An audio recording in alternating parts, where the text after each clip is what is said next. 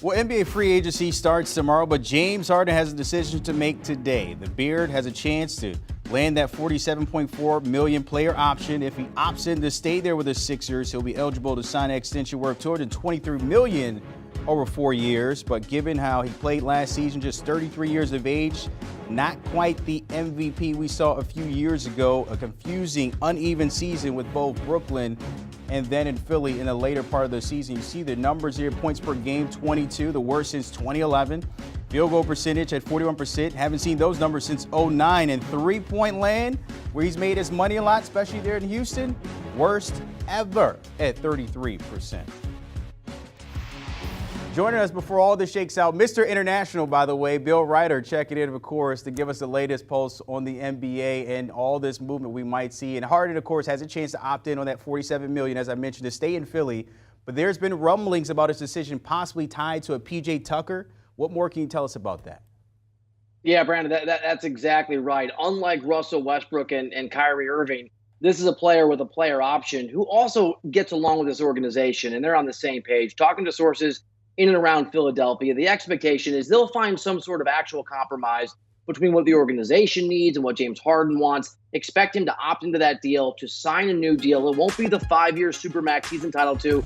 Ownership there is not comfortable giving him that kind of money for the reasons you just walked us through.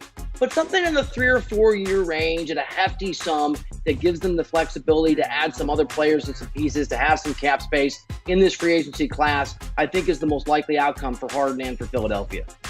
Of course, that's a question mark you want to hear about with P.J. Tucker coming in. The reports that maybe a 3-year, 10 per year for somebody who's turning 37 years. Of course, they both played in Houston, so very familiar with one another, maybe reuniting there in Philly. Elsewhere in Chicago, Zach Levine, he's eligible for a 5-year, $215 million contract with the Bulls. $55 million more or less if it's with another team. When you talk about that possible offer, he's been kind of mum on the whole situation. What more can you tell us about him?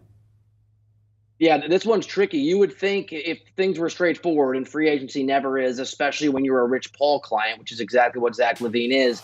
But in a straightforward situation, he would sign the Supermax. He gets an extra, $50 million plus if he does that with the Chicago Bulls. And this is a Chicago team that built their entire identity, and plan around him. If he leaves, they are still in a really difficult cap space.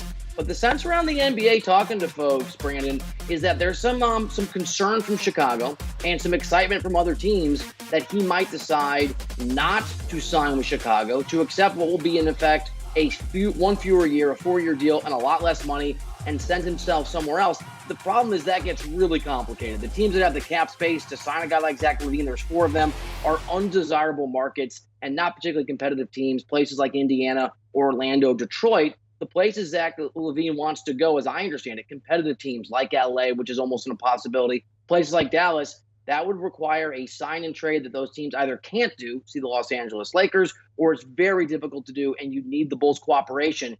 This is a tricky one. I think it's likely Levine's somewhere else, but it's not an easy operation if he wants to go to a competitor. He's part of that big 3 there this past season that made it to the postseason with Lonzo Ball, along with DeMar DeRozan and him there. Out in Phoenix, DeAndre Ayton was part of a big 3 as well. CP3 and Devin Booker. He averaged 17 and 10 this past season. Wanted to max out last year. That's not the case. Phoenix will have to open up the checkbook a little bit. I think it's roughly $177 million if he wants to do so. Does he stay in Phoenix or does he leave? So obviously the Suns have the final say on this because he is a restricted free agent, which means if and when, and it's when he is offered. I think it'll be a max deal that he's entitled to. The Suns have 2 days to match that offer.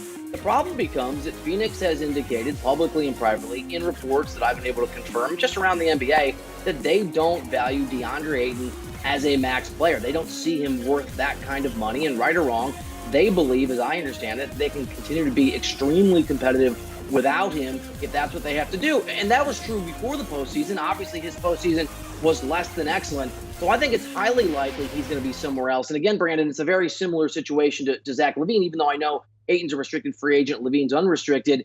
Ayton can go to certain places that can make that money work and just make him the offer. Detroit is an option. But the places he might want to play, competitive teams that have the opportunity maybe to bring him in and sell him on a vision. Think Atlanta. Maybe you could make an argument for Charlotte. That would require the Suns to play ball and for something to come back in return. So it's a complicated operation, but the expectation around the league is he'll be somewhere other than Phoenix, unless Phoenix pulls a 180 and changes their valuation for DeAndre Ayton. Still very young, 24 years of age, but he has also trended up each year he's been there with the Suns, as we saw this past season. I mentioned the double-double. Before I let you go, I mentioned you are Mr. International. I'm curious here. Are you enjoying the fine dining, or are you still looking for American meals that we might have that might cost a pretty penny over there? Yeah, I'm enjoying it. My kids, though, are eyeing some Fruit Loops, but they're $20 a box. So we might just make them eat a whole bunch of ham for the next few weeks. Fruit Loops, $20? Hey, they're hard to find. They're going to be expensive at a premium. By the way, Bill, the longer you stay over there, if Robert Lewandowski and any Barcelona news comes down, we may have to have you fill in for Fabrizio Romano there, getting us tapped into the football, man. I'm in, and am I allowed to say this? I don't know if I am, because I don't cover international football. I'm a huge Barcelona fan. You send me to the Camp Nou, I got it. I'll hang out at Joan Laporta, Xavi. I'm on this. Yeah, we talk about max numbers and big deals. Open up the checkbooks there. Barcelona having a little bit of time with the funds, but we'll live there. Thanks, Bill. All right, appreciate it as always, my friend. Have to bring some of those $20 Fruit Loops. I wonder if they taste different, considering they're coming from overseas, but we'll never know. We'll see. James Herbert breaking down those notable to watch, of course, later into the week here.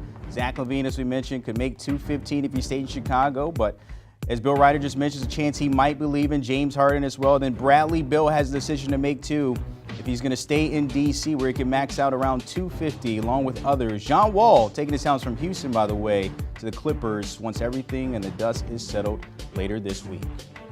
Do you want a sports network that delivers everything that matters about the game? The highlights, the picks, the instant analysis, no yelling, no fake debates, no politics.